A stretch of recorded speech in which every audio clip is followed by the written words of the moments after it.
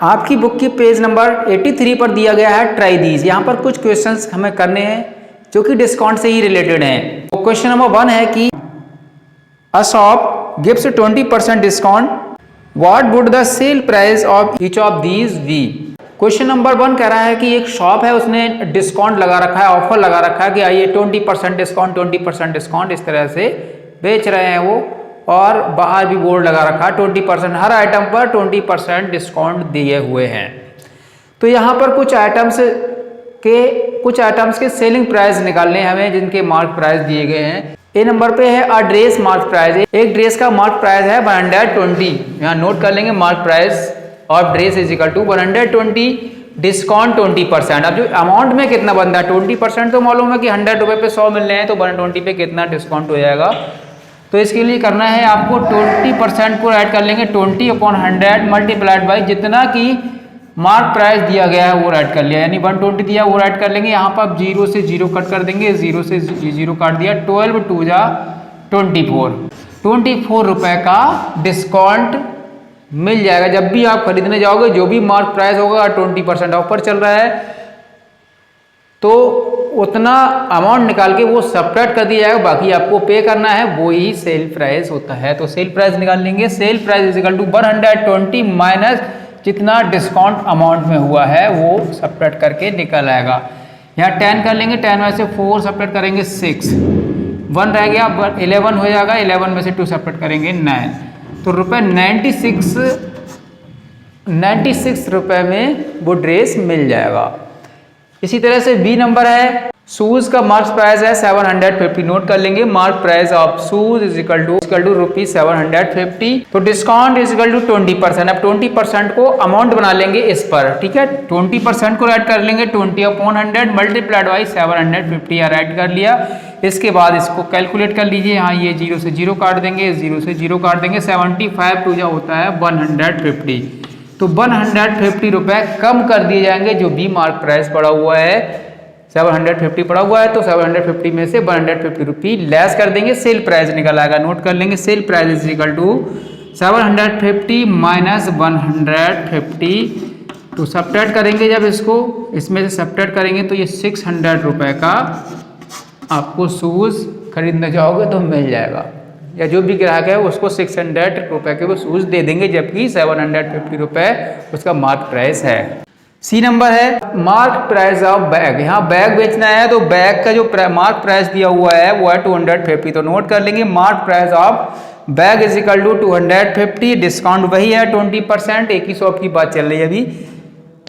इसको अमाउंट में निकाल दीजिए, 20% को ऐड कर लेंगे 20/100 मल्टीप्लाइड बाई यहाँ मार्क प्राइस है 250। अब यहाँ ये 0 से 0 काट दिया, ये 0 से 0 काट दिया, 25 टू जा 50, यहाँ 50 रुपये का छूट मिल गया, डिस्काउंट मिल गया। तो सेल प्राइस निकालने के लिए 250 में से ये 50 रुपये सब्ट्रैक्ट कर देंगे, बाकी का जो बचा वो सेल प्राइस हो जाएगा। तो 250 में से 50 सब्ट्रैक्ट करेंगे, 200 रुपये में वो बैग मिल जाएगा 200 में। ओके, ट्राई दिस का ही क्वेश्चन नंबर 2 है। क्वेश्चन नंबर 2 है कि a table marked at ₹15,000 is available for ₹14,400. Find the discount given and the discount percent. Actually एक टेबल है जिसका मार्क प्राइस 15,000 है, जिसको 14,400 में बेच दिया गया है। तो जो कम हुए वही डिस्काउंट है, डिस्काउंट का अमाउंट बताइए और डिस्काउंट परसेंटेज कितना दिया गया है।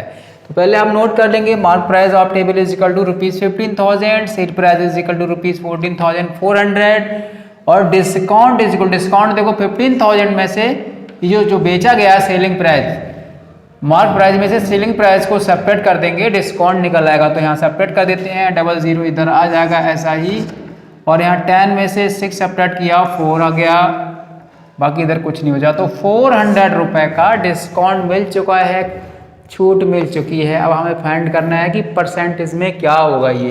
तो परसेंटेज निकाल लीजिए, जो डिस्काउंट है जो छूट है वो ऐड करेंगे 400, जो मार्क प्राइस है वो इसके नीचे ऐड कर लेंगे जो कि 15,000 है, और 100 से मल्टीप्लाई कर देंगे। ध्यान रखें गलत नहीं करना है, कुछ बच्चे यहाँ पर ये सेलिंग प्राइस ऐड कर लेते हैं, वो अगर सेलिंग प्राइस आपने ऐड कर लिया तो रॉन्ग हो जाएगा।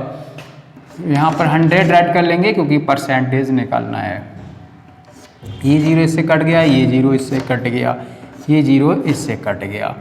ठीक है, 5 3 जा 15, 5 8 जा, तो 8/3 जो परसेंटेज में डिस्काउंट आया है वो 8/3 आया। इसको मिक्स्ड में भी राइट कर सकते हैं। जब मिक्स्ड में राइट करोगे तो 2 मिक्स्ड 2/3% आ जाएगा।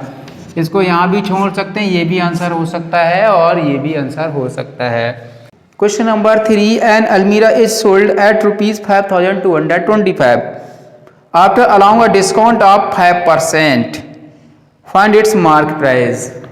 क्वेश्चन में बोल रहा है कि 5% डिस्काउंट, 5% डिस्काउंट देने के बाद एक अलमीरा 5225 में बेच दिया गया, तो उसका मार्क प्राइस बताइए।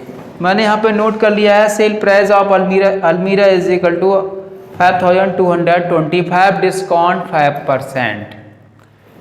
तो डियर ध्यान रखें, डिस्काउंट हमेशा मार्क प्राइस पर ही कैलकुलेट किया जाता है, इसलिए ऐसी गलती ना करें कि आप 5% इस पर निकाल लेंगे, इस पर निकाल लिया तो रॉन्ग हो जाएगा। मान लेंगे कि जो मार्क प्राइस है वो x रुपए है और x की वैल्यू फाइंड कर लेंगे, आंसर आ जाएगा। तो सबसे पहले राइट कर लेंगे let mark price is equal to ₹x। अब जो डिस्काउंट दिया है वो कैलकुलेट कर लेंगे x पर। Discount is equal to 5% of x। 5% को राइट कर लेंगे 5/100, ऑफ की जगह पे मल्टीप्लाई x। तो अब ये जो है जब मल्टीप्लाई किया 5 और x का 5x आ गया अपॉन 100, ये 5x अपॉन 100 रुपये आ गया डिस्काउंट x पर। सेल प्राइस फिर से ऐड कर लेंगे। देखिए जब हम मार्क प्राइस में से डिस्काउंट को सब्ट्रैक्ट करते हैं तो हमें सेल प्राइस मिल जाता है।